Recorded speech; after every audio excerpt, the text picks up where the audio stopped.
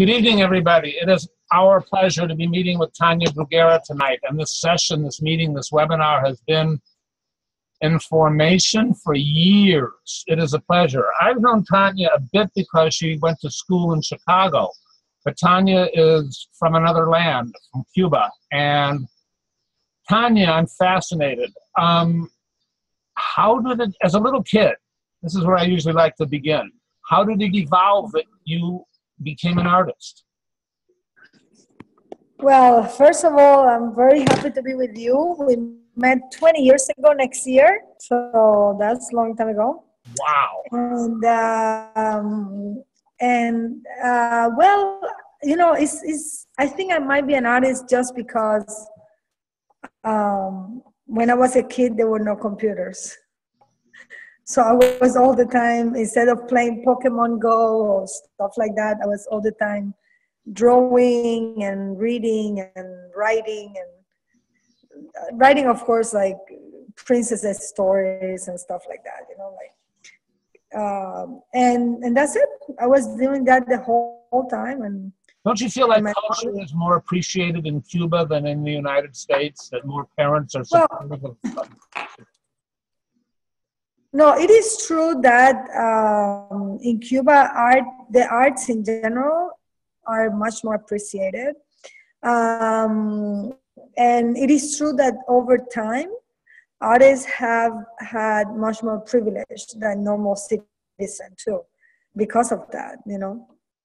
They're kind of the face of the revolution outside, because you go and you have a concert or ballet or an exhibition, and then it's, you know, inevitably you are representing your country whether you want or not, because the lack of access, no, of information and all of that. So it's a kind of window for people to know more, no, about the place.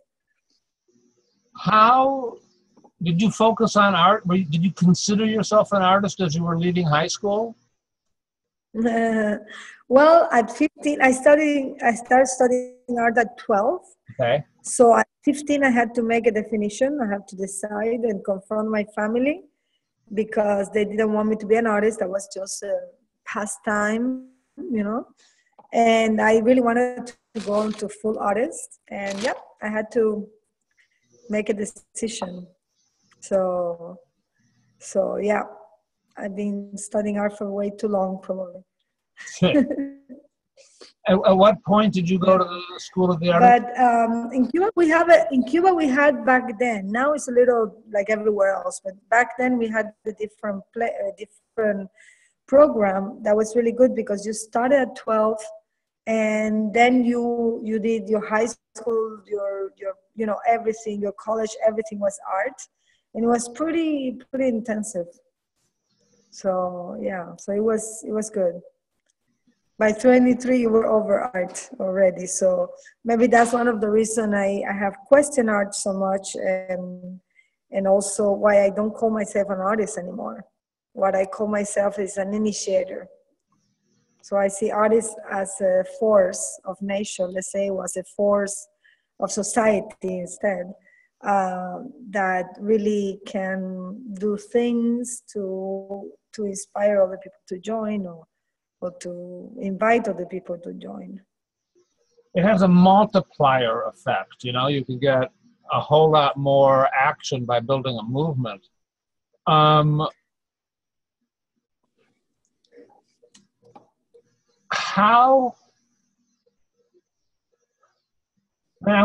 do you, we were talking before, I don't know where to go with this.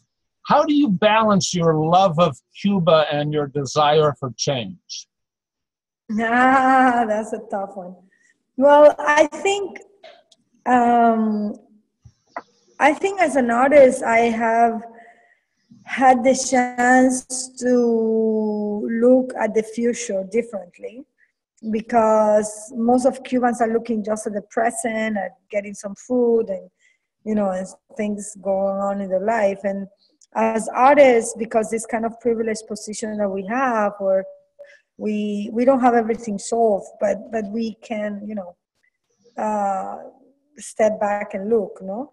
So for me, and this is a little controversial, but for me, what we're living on now is not the revolution that was promised.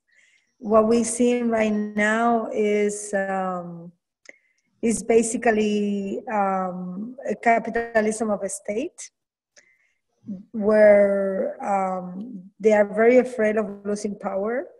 So they are very, I never seen so much control ever in Cuba. It's super hyper control. Before you were censored because the artwork you shown, now you are censored because the idea of an artwork they think you might have. So this is like totally another game, no? Like they don't even censor what you do. They censor the potential idea that you can come up with at some point, you know? Sounds like they're artists. That's horrendous. I know, it's funny because at some point they were telling me, we don't want you to do this and this. And I'm like, thank you for the idea. Exactly.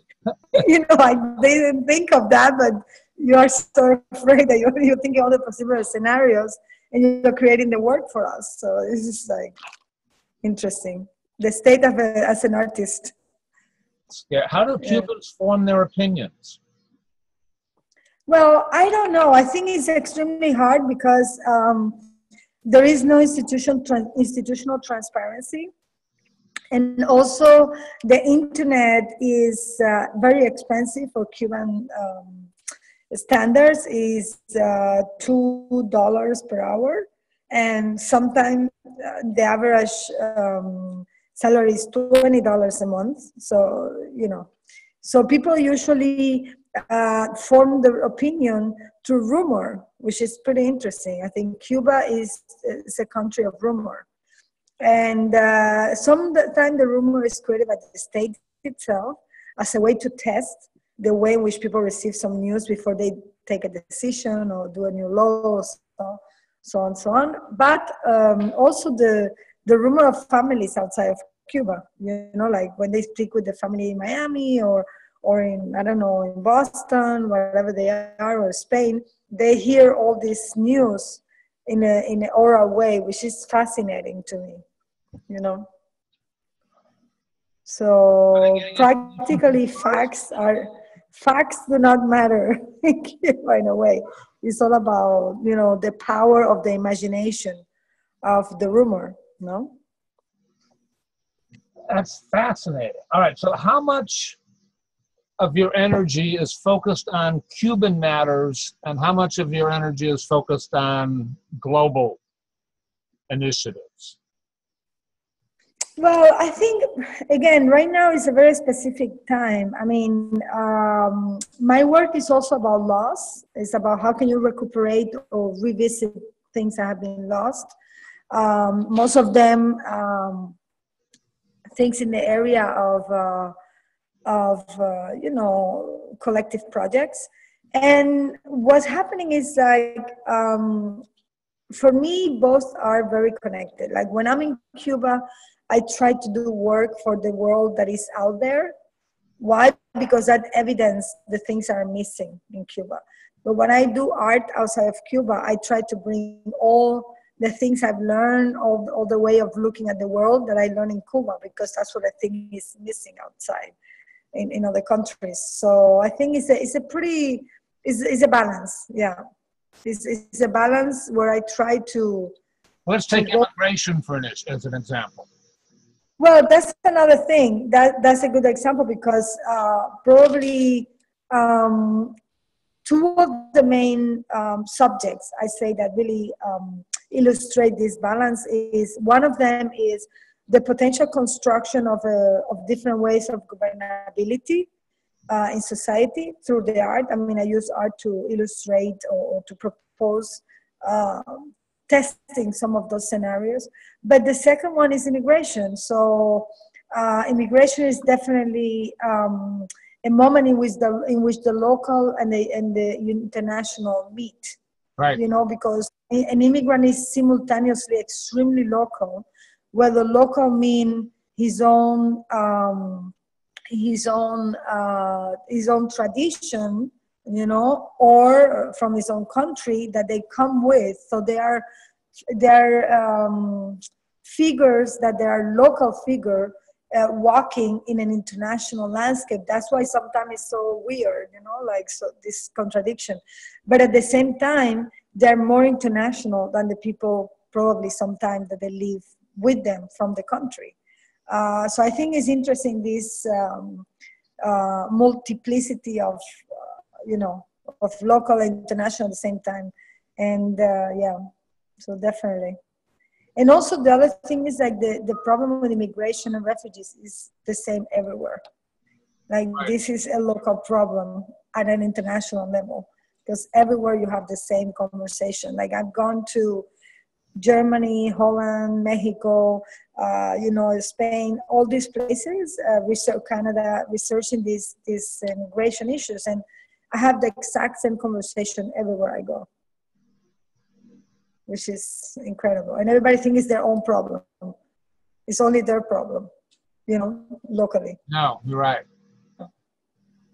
Interesting. All right, I want to shift gears. I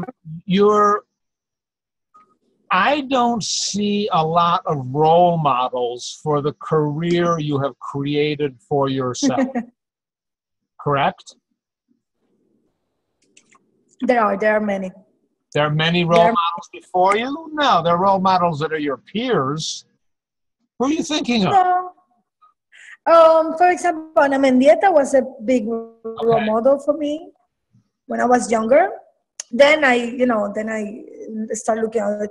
Like Alan Capro was also important, because all this idea. A role model that succeeded without working through an art gallery. Yeah, I think actually Ana Mendieta, I think she joined the gallery after she died, actually. I'm not sure. I'm not sure either. Yeah, so I think... Sure, I'm not positive. But yeah, I'm almost positive that Lelong started working with her estate, actually. So yeah, Alan Capro... Okay, but so how did you come up with all right, I want to do this thing as an instigator and an agitator, and I want to make a difference. How did you find a way to sustain yourself? It's tough. Okay. But I tell you something, you don't need that much in life. If you can be happy, yep. If you're happy, there are a lot of things that you don't need. If you're unhappy, you need a lot of things to cover that up. But, and I think making the art with the freedom I want, and without having to make discussions like, oh, how people are going to buy this, or instead of doing this thing that has no form, let's make something very clearly art, So I think the way I do it is I'm applying to residency. Right now, I'm at a residency that I got. So I keep applying to artist residency.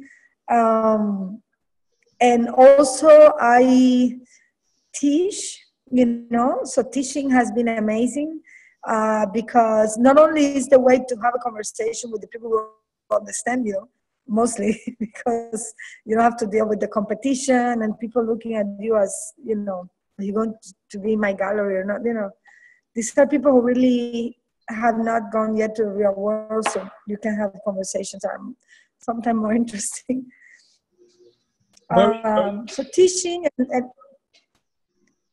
what? Where? I mean, I teach before at the University of Chicago and also at the School of the Art Institute, but then I left because I felt that, I love those places, and I'm coming back next year for an event, but I went back this year to SAIC too, but the thing is, like, sometimes I feel in the United States, they treat artist professor like workers in a factory. Like, you have to do this many things. So sometimes, for example, when I teach in Europe, I've been teaching in the École des Beaux-Arts in Paris or in Holland. I feel that they understand you're an artist, and that doesn't mean you're not going to go to a class. You are going to your class. Yeah. But, there is a better, understanding, and they want you to be successful in your career because, they want the prestige for the school. And I don't know, here I felt a little, 20,000 meetings, and like, it was a little. No, I think that's important. And also the pressure, I have to say that the pressure that the students pay so much money almost embarrassed, make me, like, it was very hard to teach because I was so aware of that, of the money they were paying, that it was hard. It was hard to, but yeah, that's the way I live. And once in a while I sell something. But this is something very interesting. I have a rule for myself. I don't sell things less than 5 years older. So let's say I do an artwork right now and somebody wants it, I very, very probably will not sell it, even if I have no money. The reason for this is that I am afraid that if I start knowing how to do it, to sell, I will get in the trap. But also I want to extract everything from the work. Like, you can still learn about the work after it's done. Totally. And I like to, and when I think the work doesn't give me anything else in terms of like learning for my other future work, then it's okay to, to leave it to somebody else. Yeah. Can you travel freely to and from Cuba?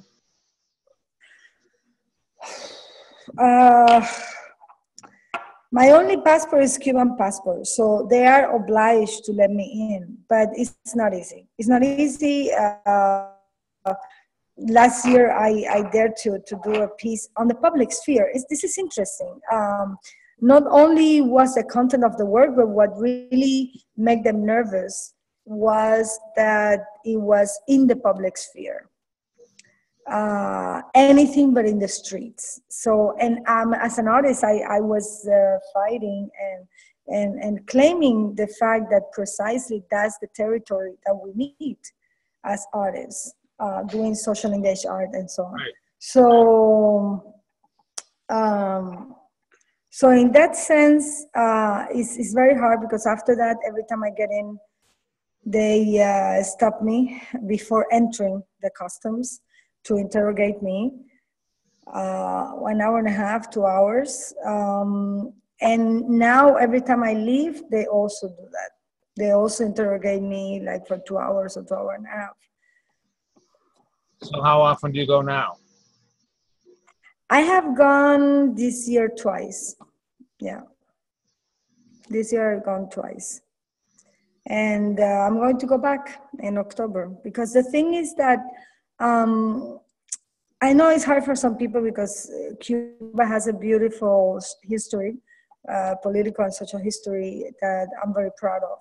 But right now, this is not what we're living. Right now, we're living in a situation of extreme control and where basically is kind of neoliberal situation because the government doesn't want to be responsible of anything, but doesn't give the people the possibility to be responsible for the things they don't want to do. So the thing is extremely complicated, but I feel that this is why more than ever artists should be working there, because I really believe that art doesn't speak for other people. I don't like this idea that you speak for somebody else, but I like the idea that art can create a different order of things so people can think differently about what's happening. And yeah, so I'm coming back to do the project Institute of Art from Hannah Arendt. So I'm working on that. There's a lot of brilliant artists in Cuba. There's a lot of brilliant young photographers and people. And well, you have a lot of time to nothing to do, so art is very good because you have the time to do it, and also you can live with very little money, like with I don't know, $10,000, you live like a king for a year, So yeah. I'm gonna say, I get the sense that Cuba's undergoing rapid change. Doesn't it seem that change is happening more quickly than the last 30, 40 years, or not?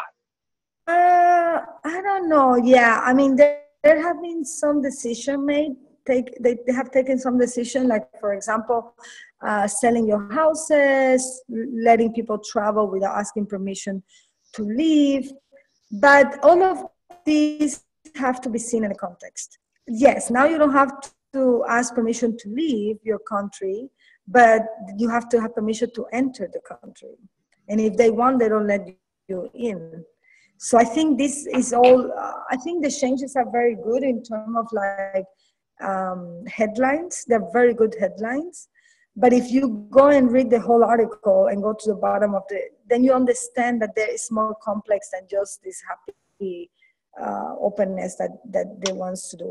The other thing is interesting, for example, when they say you can sell your house, they didn't put in place some sort of precaution for people not, so you see now homeless people for the first time. So this is for me I'm very preoccupied, because it's not only about, yes, oh, people can sell their house, Americans are going to be happy about that. It's about, okay, how do you put things in place? How do you put these things in place that guarantee the safety of people, you know, when you put and to be honest, when you look back, you realize that all of the changes were done during the period of 2 years where the Cuban government and the American government were negotiating. After they stopped the negotiation, after they announced it, after they opened the embassies, no new change has been announced. So I wonder if all the changes were cosmetic to please the negotiations. Because when you look at the changes, you realize that there is no safety net for the people in the changes. So I wonder, you know, now no more changes since the announcement. So I'm like, that's curious, no? And also the changes that were done were very good headline changes, very good for the American people, you know? There were not really changes like freedom of expression.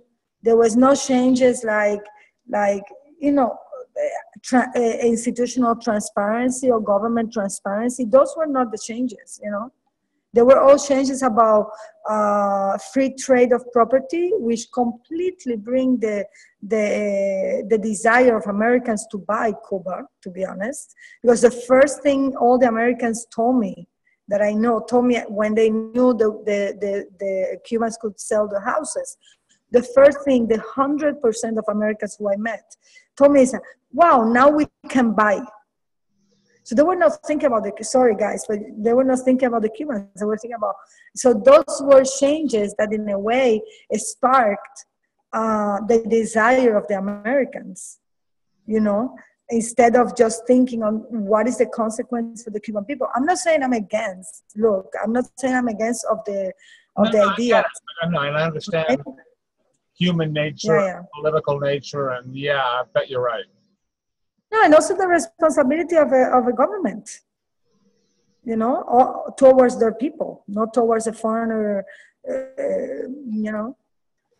So, okay. And for example,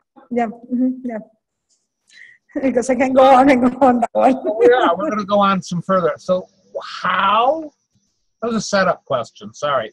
How do you are making a difference, I think, to what's going on for Cubans in Cuba, as well as in the whole world.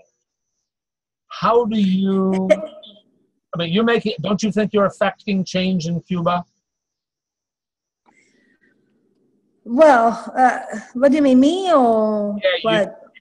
What you do, you're making a difference. I mean, okay. I would never say that because I would look like an asshole, but I want to believe that I'm part of a group that is trying to push for that, you know. And this group is integrated by some artists, by writers, by theater people, by historians. I think right now one of the most important things that you can have in a changing place like Cuba is the accuracy of history. You know, and this is something that is missing and is extremely controlled by the government. History is extremely controlled. So I think this is, there is a group of people. I think the big challenge right now is Now I'm from the left, but the big challenge right now is to find an interlocutor for this process outside of Cuba. Inside of Cuba, we all agree. And the people slowly are coming up. And for example, the other day, there was they taking the electricity off like 10 hours, 10 hours, 15 hours a day, because there is no economic to sustain that. But the difference from the 90s, where we also had that, was that in the 90s everybody had suffered. Now only the poor people suffer that. You know, the people in power, the generals and the family of the generals, they don't have the lights take out. So I think this is creating a big new problematic where also not only artists, but also people in the street are trying to find a voice, how to be heard. And this is when I think art can be helpful. But at the same time, I say it's hard to have a conversation with people outside of Cuba, because there is always people remembering the Cuba of the 70s and the 60s that I think it was beautiful. But now we are in 2016 and it's not the same Cuba. So when you talk to people who are, let's say, from the left or some progressive or social movement leaders, you want to talk about Cuba, they do not accept you saying anything is wrong. So therefore, the only people you can talk is people you don't agree with, which is the right wing. So it's this solitude of being critical from the perspective of wanting to rebuild instead of destroy, you know? Yeah. How much do you feel it's your responsibility to address Cuban issues all the time? And what do you do when you feel, I mean, like, how do you decide where to direct your energy? It's hard. My energy is very dispersed, but I think for me, everything. How far in the future do you plan? Are you thinking 3 years ahead, and I'll go to Cuba for 2 months later, and then I'll balance it off in the Netherlands? With Cuba, I think. With Cuba, I'm thinking 10 years ahead. Like I'm already planned the next 10 years with Cuba, for example, because I know that. I know that what needs now, or what there are many things that are needed, but the one thing that I feel I can contribute with other people is education, civic and artistic education. So I think this needs time to do it properly, no? That would be wonderful. Yeah. All right, why don't we open this up for questions? Hey, Liuba, if you're awake, you can go first. She's in Italy. Are people still there? People are still here. Liuba, are you awake? Good to see you. Are you here? I'm here. All right. Giorno, do you want to ask a question? Oh, well, it's... let me think about it, because there are many things. That's cool. Yeah, I'm sorry. I just saw that you were a big fan, so I thought I'd go first. Thank you, because I am. Beautiful. All right. Anybody raise some hands, people, and let's ask some questions. And you can wave your hand in front of your face for the moment. Whoa, look at that. Somebody's got a hand up. M. Proceed. Wait. Keith has a couple of hands. You're unmuted. Go ahead. Thank you. Thank you so much for what you've shared so far. It's just been really interesting and engaging. I really appreciate it. And I just, having an experience with the government myself here in California, and sort of being really shocked at the behavior of the government here, I'm just wondering how the control of the government has impacted your work, and how you sort of work around it. Because, I mean, one of the things I've come to understand is the limitations on freedom of speech. There are certain things that even here it's not safe to discuss, and there's really not a forum. And two, I mean, you mentioned that the promises of the government have not been kept, and you're living in a state of heavy control. And I'm wondering, do you feel that that's something that's changed over time, it's gotten worse? Do you think there was a time in history when the promises of the revolution were better fulfilled than they are now? Well, these are many questions, but I think they're amazing. So first thing, I thank you for the questions, but I want to agree with you about, I feel that we're living an international moment of totalitarianism. So the fact that in Cuba is more visible because it's so extreme and so ridiculously evident, it's almost, not very sophisticated, doesn't mean that in other countries where there is more sophistication and more history of negotiating, covering the control of the public sphere and dissent, doesn't exist. So of course this, America. yeah, I'm talking about the United States and other places, but United States is a very good case. So one thing that, first of all, I want to say that in all the interrogation sessions I had, there were more than 30 at this point,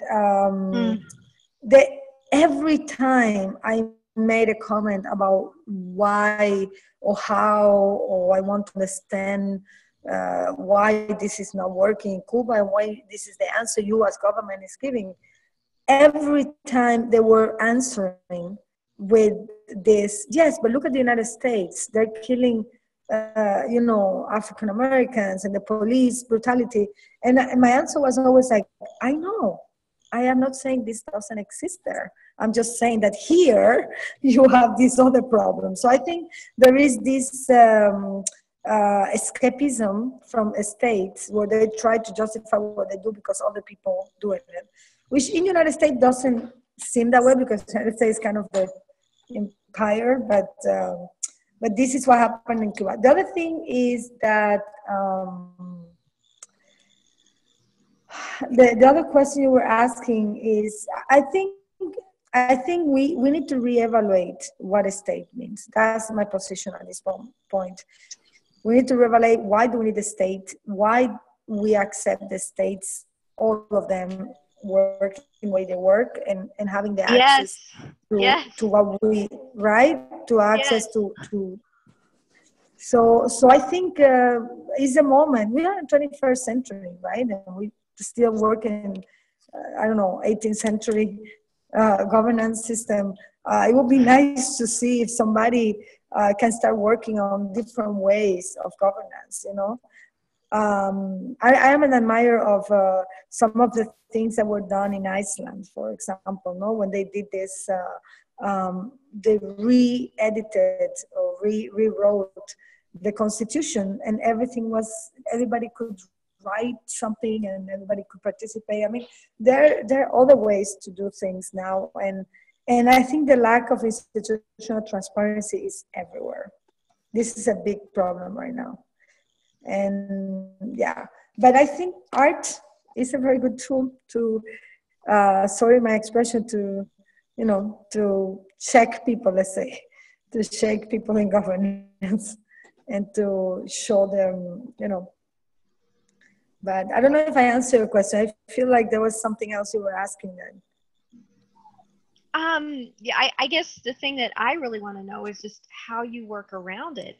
And I mean, that was it. Ignore the limitations, because they're so, it can be terrifying. Well, in your bones, terrifying when you're, up against the government and there is no institutional transparency and fabrication is legal. Exactly. So it's interesting because when you see things from afar, they look more, you could be more afraid because you imagine what could happen to you. But when you are in it, it's like when you're in the middle of a hurricane, and you're in the center, you don't see you don't see all the crazy, you are in the center, so you're very concentrated, first of all, in trying to not let the government to co-opt your own history, because at some point it become all about who is giving the definitive version, which there is no definitive version, but this idea of like, you know, them having the power of constructing your story. But the other thing is the way I did it. Other people do it differently. The way I did it was to claim all the time that what I was doing was a performance. So the fact that I never wanted to go out of the artistic realm, so I kind of obliged them to come to my space instead of me surrendered to their space. It was not very easy, I tell you this. But it was very satisfying where at the end of last year's performance, they put some jackhammers,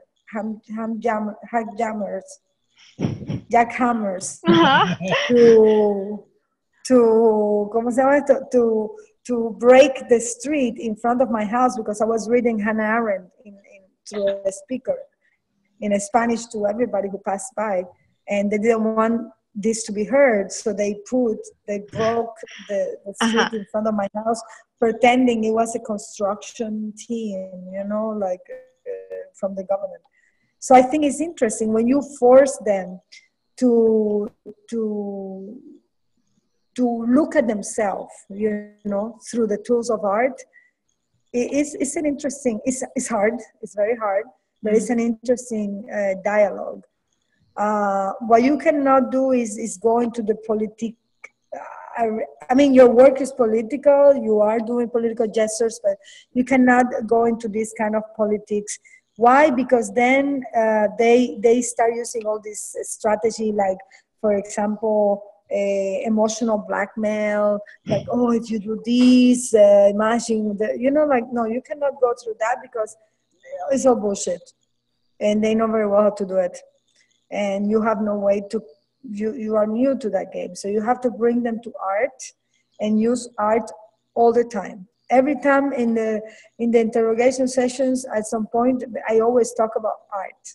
And I say, well, this is why it's a performance, you know, so, but it has, you know what, when you have to do it, you have to do it. You have to do it. And you're scared, but that's a force, it's not a weakness. You are like mad too, you know. So. Beautiful. I thought this was a great question and a great answer. Difficult for both of you. Heather, I'm coming your way. Keith, did you want to add something? Oh, wait a minute. Em, do you want to follow up or are we good? No, just thank you for hearing, you know, your approach. It's very, very interesting. And it helps me further realize the difficulty of my own situation. Cool. Thank you. Keith, go ahead. Okay. Thank you so much for what you're doing, and thank you for spending time with us. I've lived for the last 38 years in Central America, and I've seen another side of Latin America, one that does have freedom of expression, but doesn't have the educational systems, the medical care that Cuba provides, or the support for culture. How do you, as an artist who is legitimately and effectively opposing the injustices of the Cuban system, work in a way that's going to allow Cuba, when it makes the necessary changes, to not fall into the trap that most of the rest of Latin America, with the exception of maybe Uruguay and a few other places, are in? Right. How can you work to effectively preserve what is the positive legacy of the revolution, as well as make these other necessary changes? That's a good question. As I said before, I feel that the Cuban government at the moment is betraying those. They always talk about education and health. And yes, it is free, I agree. And at the same time, it's not free. I'll tell you why. For example, right now, I mean, it is free in terms of the law, no? Like, it is free and so on. And Education, let's take education. Education is free. But Cuba is an old country because all the youth is leaving. So there is no, it's interesting because there are emergent, they call profesores emergentes, meaning emergency professors, meaning, yes, it's free, but the quality is going down very quickly in the recent years. Why? Because the people who are teaching do not have the preparation like before when I was a student, you know, because there's no people who can do the job because everybody is completely deceived from the country and they are leaving. So this is one big problem we have. Second problem we have is the government, Raúl itself, and the government is calling for people to not do university. Why? What we need now is impresarios. That is extremely dangerous. That's extremely dangerous. He has, for example, the one thing, the info I have is more in the arts. He has closed more than half of the art schools around the country.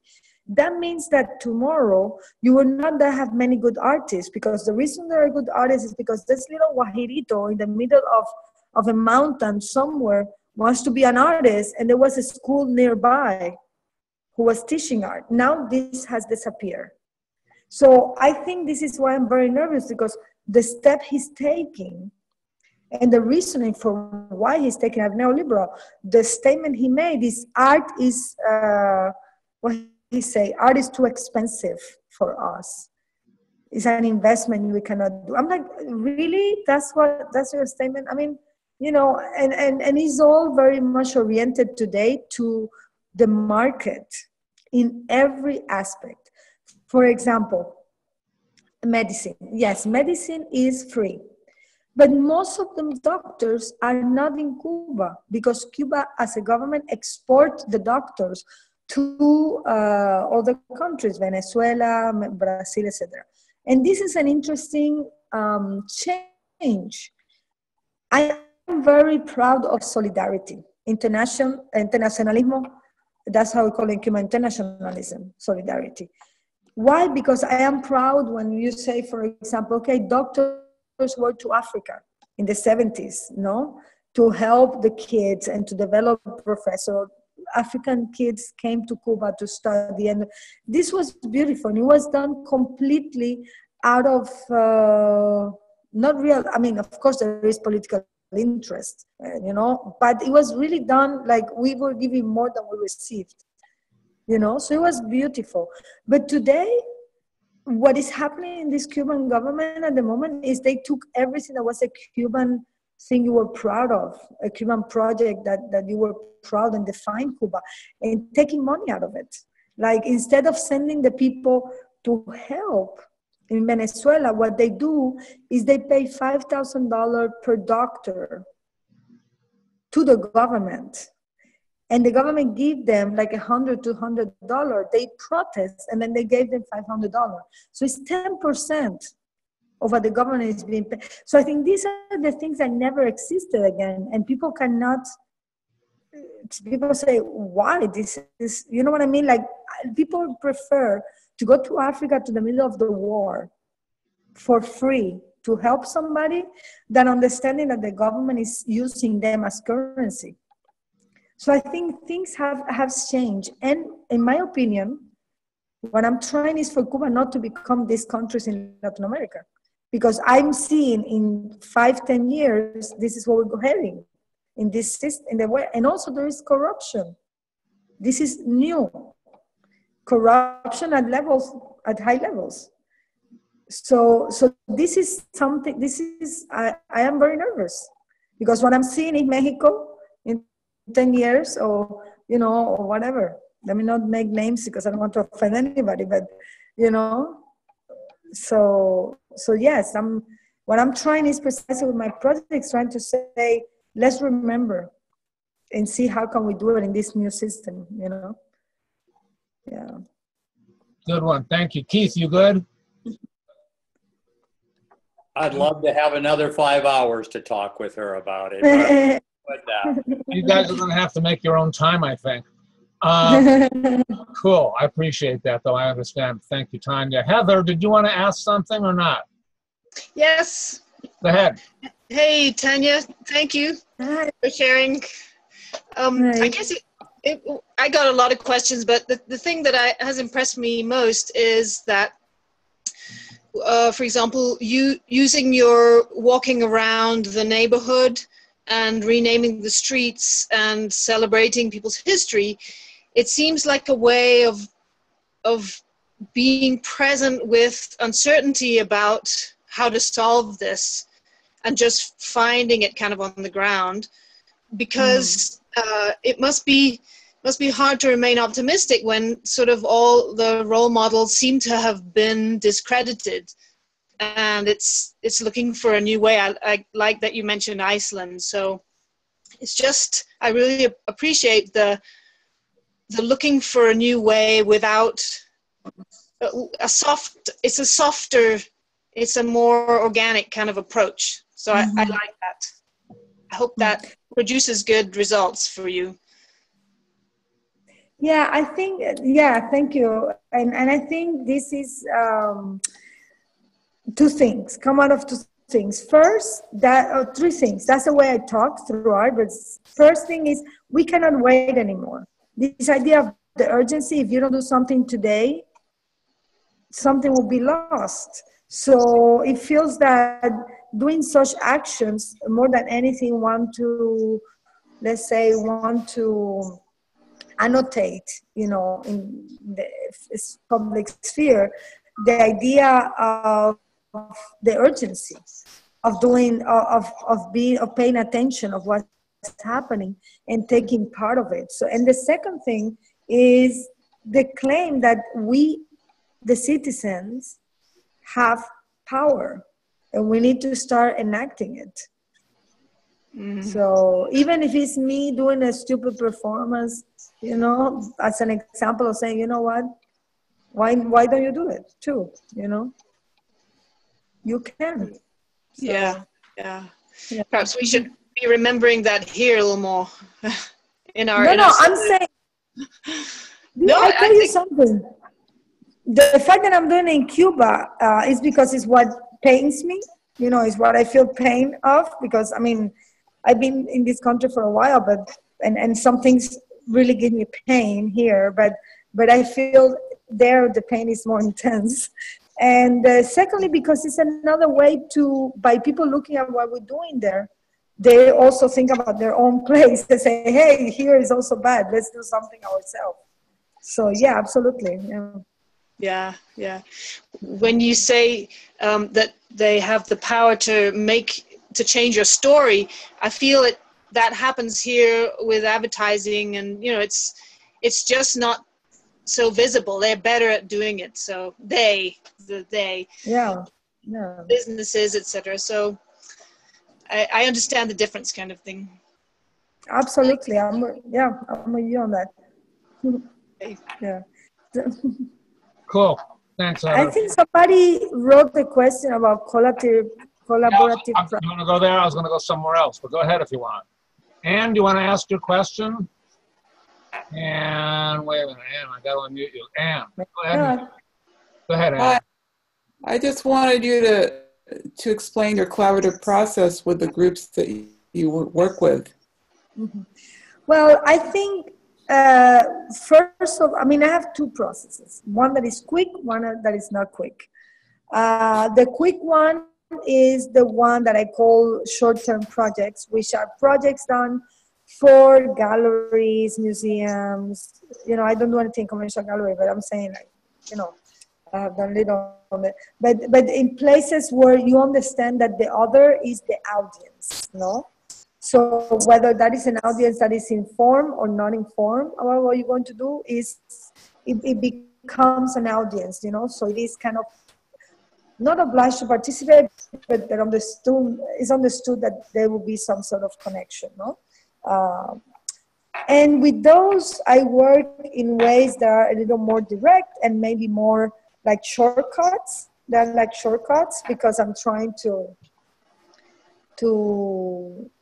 talk to them about what's going on and confront them to their own behaviors. But I do another process that I also like very much, which is the long-term artworks, where the audience is transformed, you know, and goes through several layers of transformation. Like first it's an audience or curious person come, whatever, but slowly then it become an aware audience, then it become a citizen, an active citizen, then it become my friends, to be honest. And for me, these are the most successful collective projects. I mean, I have done 3 long-term projects: an art school in Cuba, Immigrant Movement International, and and now I'm doing the 3rd one, but it's starting now. But in these 2 projects, I'm still friends with people like from 10 years ago, because we work together, creating together a process. So I think for me, the most important thing is to create, whenever I'm doing these projects, to have an ecosystem where it is understood that everybody is going to be respected the same way. There is no high and low. There is no, when I was doing the art school in Cuba, I put an exercise where people have to rebel against me. And I was the director of the program, you know. So they had to, so it's a way to break all these social constructions, no? Because the fact that you have more experience than somebody else doesn't mean that you're better than another person, you know, and so on. So I think it goes through that, and it goes through using art as a tool for those people to acquire a system by which they can understand differently what is going on in their life. And that takes time. I think that takes time, sometimes 3, 4, 5, 7 years, 10 years, you know. So this is like this. Thank you. Great. I don't know if that... You have a question? What? Sorry, ready? Yeah. Hi, Tania. Thank you so much. I have a comment on working around the creative process when you are in a really extreme control government or place. I want to know what is your take on that. I think sometimes it triggers some of the part of the imagination, maybe in a different way, that you can express your idea maybe better. For instance, when there's so much option in front of you, sometimes you see people do things or say things that not quite very creative, but like imagine a kid that doesn't have a lot of toys, and when he has a piece of wood, he can imagine that it can become like a horse or something.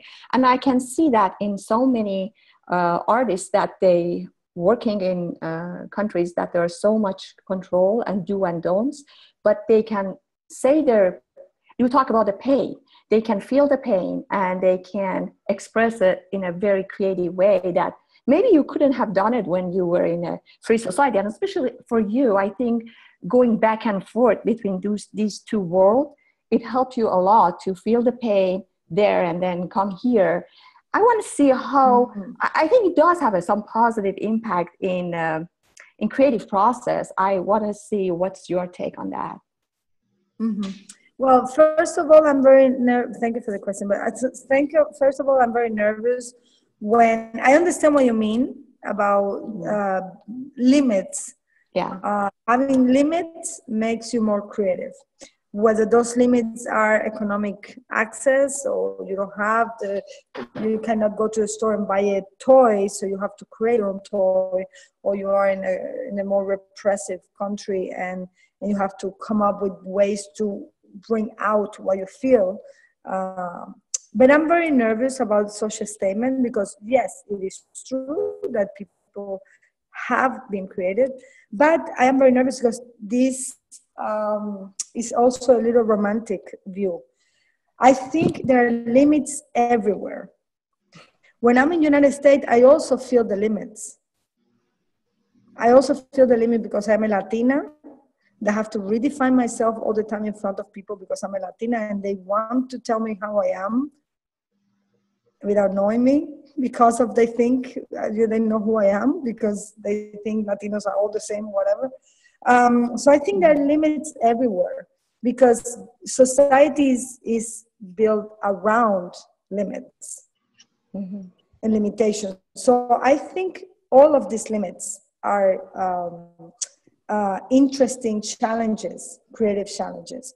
But I think it's important that that we understand that extreme pain and extreme control should not be acceptable no matter what. You know, because nobody has the right to control somebody else. Absolutely. Whether it's a government, whether it's a husband, whether it's a boss, you know. So I think we need to be very clear that the most creative moment is when you are equal, you know. So in this case, because you are in the full potentiality, I have to say, I have heard this argument many times, but then I see some of my co-artists, you know, like in Cuba and so on. And you know what? I have to say that some of their work is not better because of that, because they have to go through so many layers of fear. And art is an honest gesture. You know, art cannot be done with fear. Good art is not done with fear. Or maybe it's done with fear itself, you know? So you bring fear itself and you do it with that, but not like the fear of trying to cover the fear. And I have to say that some artists who are very good over time, I have seen in Cuba that they're going in, ¿cómo se llama? Lugares comunes, like places that are, ¿cómo se llama en inglés? Like kind of easy places, because they want to cover so much what they want to say that somehow they're helping the censor, because they're censoring themselves. You know, so it's self-censorship. So I think this in a way. The other thing is, yes, going back and forth, traveling, have, somebody wrote something, survive was what? Couldn't see, went out very quickly. Yes, so the other thing is, it's true that by going back and forth, it have give me the opportunity to feel different layers of different levels of pain, and to understand how to deal with pain and how to transform pain into effectiveness. Like I always have this phrase where I say that my work is to transform affect into political effectiveness, you know. So I think this is very good, but I have to say that it's not given because the distance towards the problem. It's given because I have taken a decision to approach the problem all the time, no matter where I am, you know. Thank you. Are people writing? Thank you. I want to see, how can I see what people are writing? Sorry. Is there a way to see? Yeah. Okay. Can I read it to you? Thank you so much. Yeah, I see the hand. Okay. Is that answer your question? Yes. Thank you so much. Okay. Yeah. Thank you. All right. Richard, how you doing? Go ahead. Doing fine, thank you. Quick question on if 5 or 10 of us artists as part of a group want to go to Cuba to teach art for a couple of weeks, is that a possibility? And do we need to go under a different guise? So we can go to the top of the mountain and teach the kids their art that don't get art otherwise? Well, thank you for that. This is one thing I like about this country. People are really generous. Well, I have to say that it's complicated because enthusiasm is one of the things the Cuban government have learned to control as well. And and for example, recently I was helping a friend of mine who came with a group of students from his school in the United States to navigate, to go to artist studio, to know a little more. And they were called because they need a special permission. The government needs to approve. You have to go through the Ministry of Culture, and they have to assign somebody to you who makes sure you do what they want you to do. So yes, they try to control even your enthusiasm, unfortunately. Is there another way we can come into the country? Oh yeah, you can do it. You might get in trouble, but yeah, I'm welcoming that, of course. Of course. I mean, yeah, I think it's interesting because I never thought about this, but it's interesting how focused the Cuban government is with the Americans right now, because they have gone from a Spaniard colony to Russian colony to Soviet colony to exploiting Venezuela, to now they have nobody and they want to look at the Americans as the way to bring money to the economy, because they are very depressed economically. But it's funny, they haven't taken consideration Americans' enthusiasm and love for freedom. So we'll see what happens there. Yeah. We'll see. Yeah. Yeah. Thank you. Thank you. Thank you. Hey, Keith, I think you have another question, and I think that's it. Then we will be done. Keith, do you want to say something more?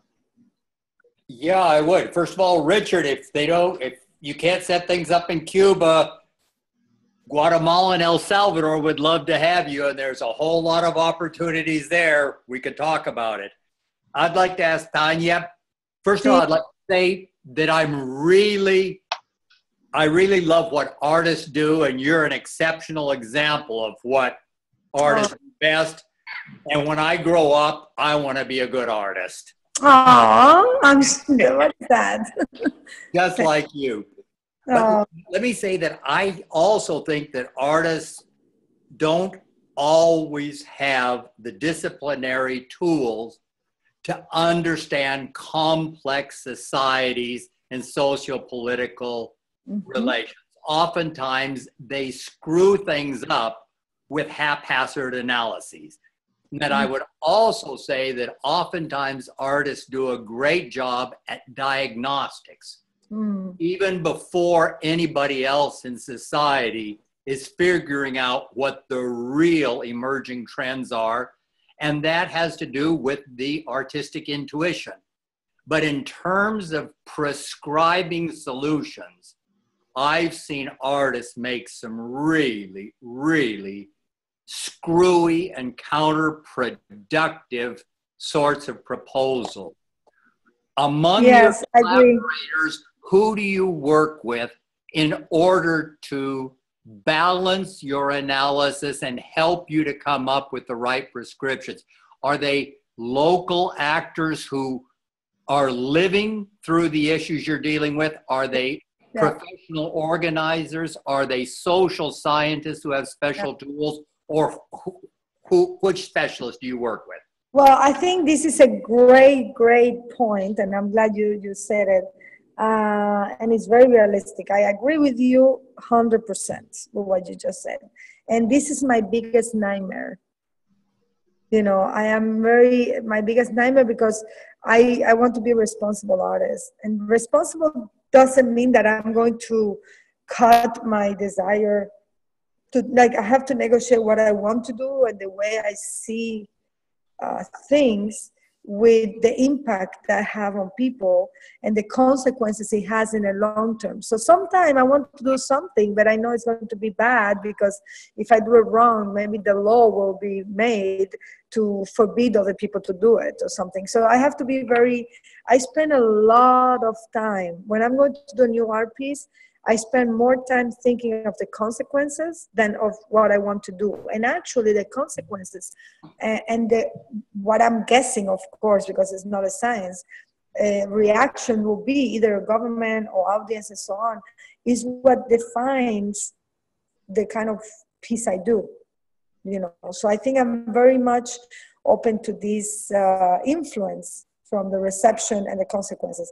But in another way, you talk about intuition. Absolutely. Intuition and emotions is the area in which we work best, you know.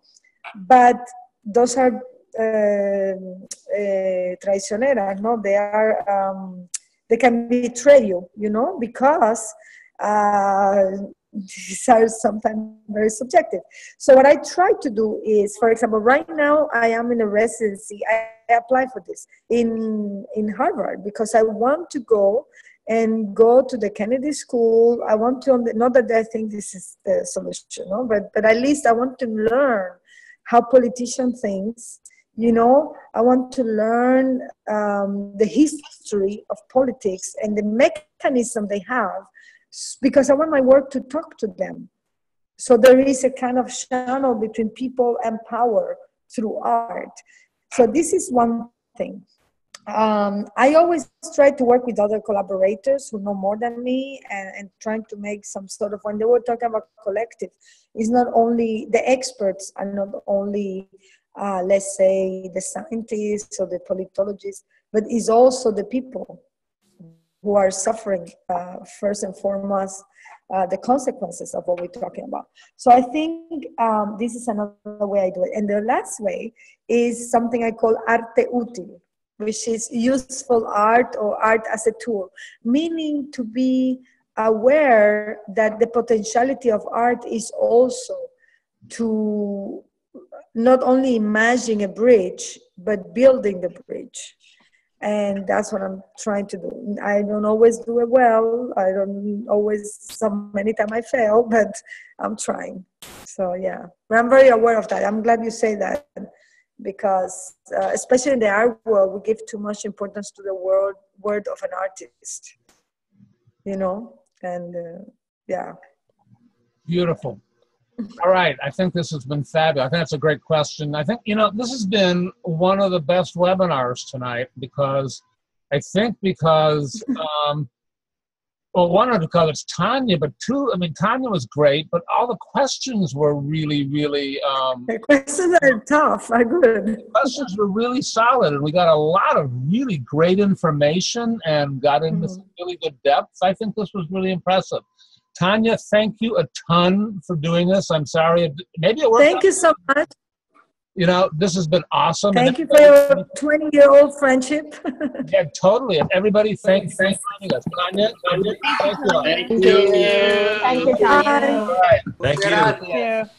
Good night, all. Thank you so much. All righty. Bye-bye. Thank you. Bye. Good night.